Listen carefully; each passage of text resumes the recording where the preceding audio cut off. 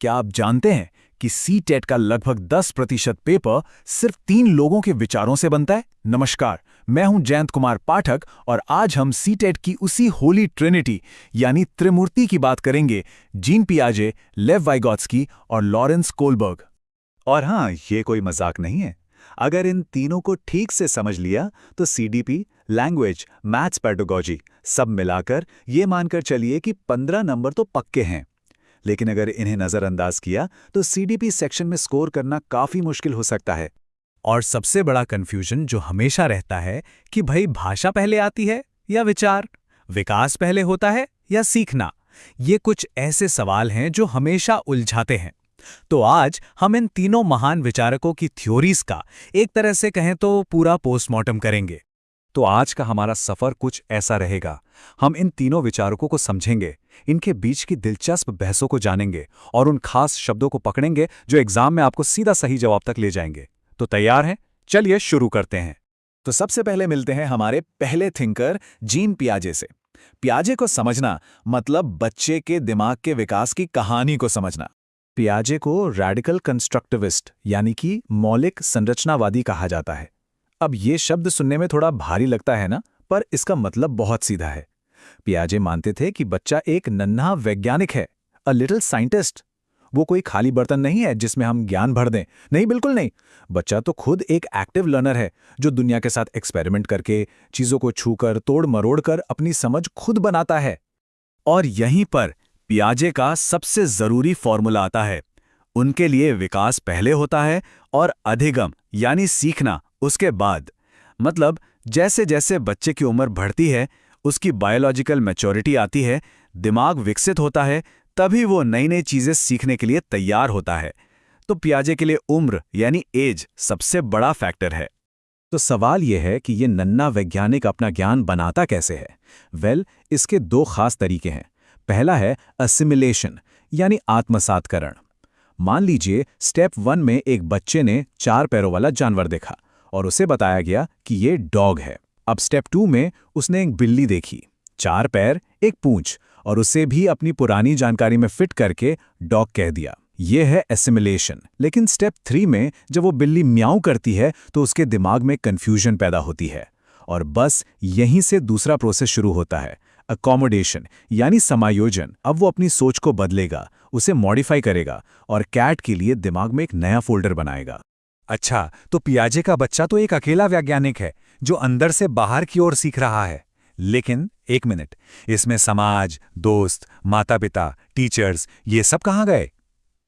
अरे, ये सवाल पूछते ही तो आपने सीधे लेव वाइगोत्स्की के दरवाजे पर दस्तक दे दी हैं, जो एक सामाजिक संरचनावादी थे। विगोत्स्की के लिए तो पूरी इक्वेशन ही पलट गई। उनके हिसाब से लर्निंग पहले होती है और वो विकास को अपने पीछे खींचती है। मतलब बच्चा समाज से, लोगों से बातचीत करके सीखता है और यही सीखना उसके विकास को आगे बढ़ाता है। ये बाहर से अंदर की तरफ का प्रोसेस है।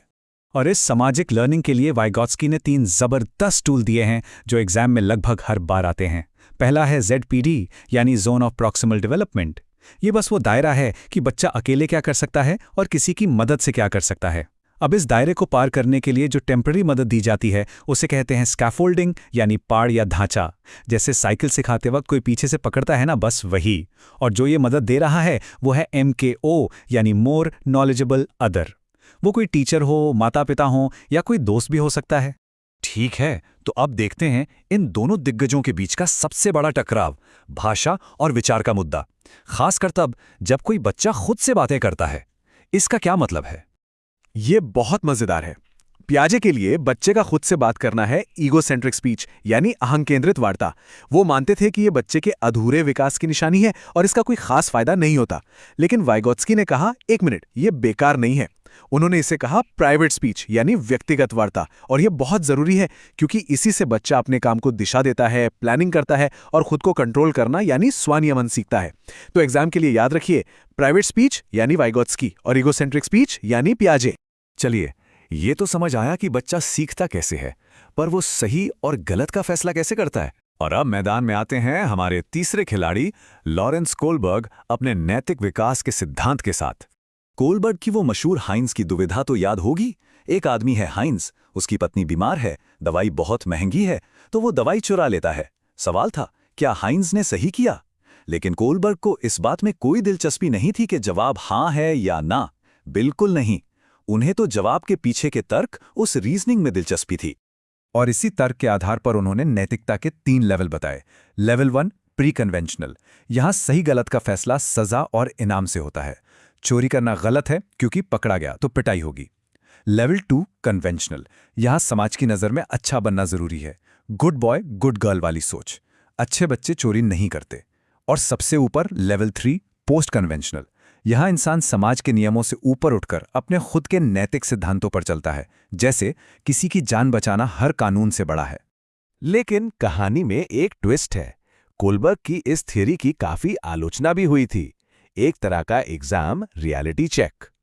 जी हां, और ये आलोचना की थी उनकी ही एक स्टूडेंट कैरल गिलिगन ने। उन्होंने कहा कि कोलबर्ग की पूरी रिसर्च जेंडर बायस्ड है, यानी लैंगिक रूप से पक्षपाती है। क्यों? क्योंकि उनके सारे सैंपल सिर्फ लड़के थे।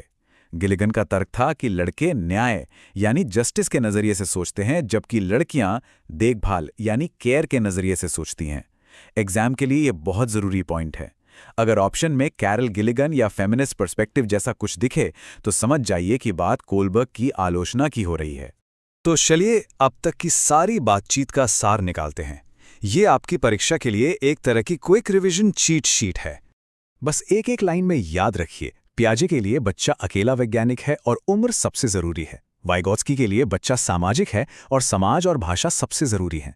और कोलबर्ग के लिए बच्चा एक जज है और नैतिक तर्क सबसे जरूरी है। कितना आसान हो गया?